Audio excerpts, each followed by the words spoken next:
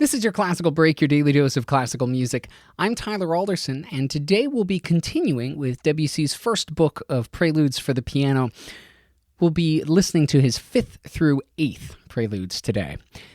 Yesterday, we talked a bit about how Debussy both followed and flouted convention in this book of Preludes. So today, we'll touch a bit on how he was received by the musical community. And the short answer is not very well, and not entirely for musical reasons.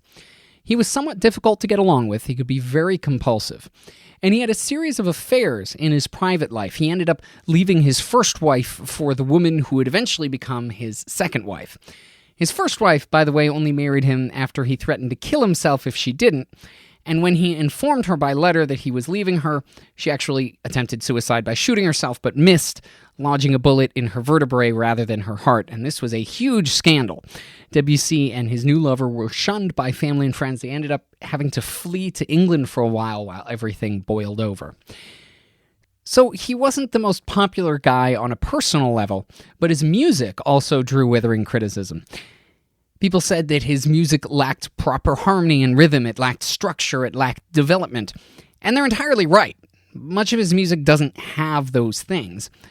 Debussy didn't develop things like Beethoven or Brahms did. He'll introduce musical fragments and ideas, linger on them for a while, and then just leave them entirely. Many of his pieces don't have a clear rhythm. There's little in the way of a tonal center or harmonic structure a lot of the times.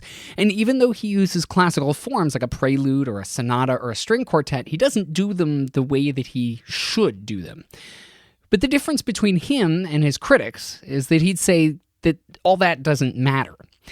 There's a story that someone asked him what rules he followed when composing, and he replied, "Whatever I feel like," and went on to say that it was better to watch a sunrise than listen to Beethoven's Pastoral Symphony.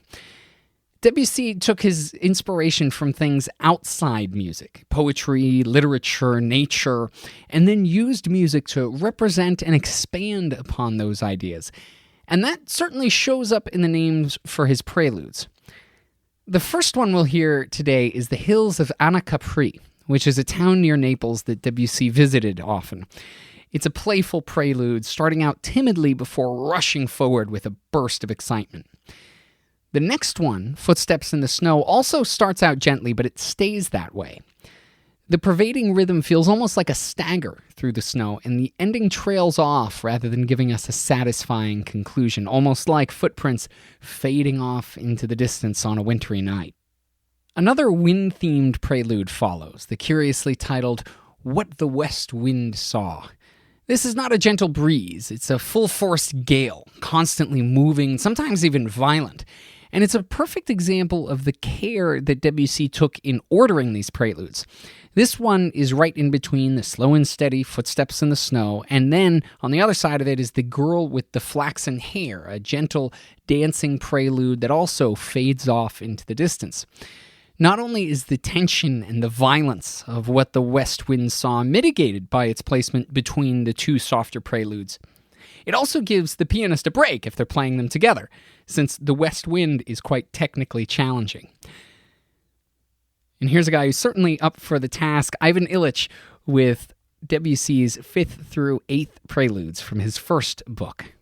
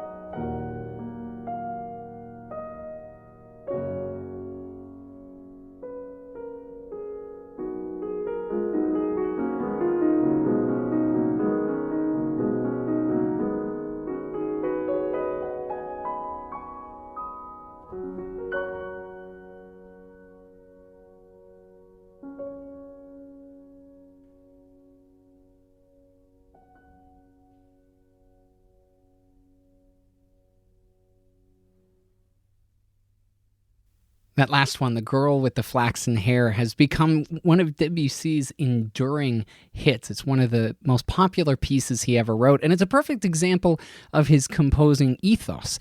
He'd argue that rather than sitting down and writing out a highly structured piece, you should go read the poem that is based off of, or even go talk to your own girl with the flaxen hair. That experience is what drove his music. Thanks to Ivan Illich for putting that up on musopen.org, and thank you for listening. If you have the chance, please rate and review this podcast wherever it is that you're getting it. I'm Tyler Alderson, and tomorrow for your classical break, we'll be finishing up with Debussy's first book of Preludes. I'll see you then.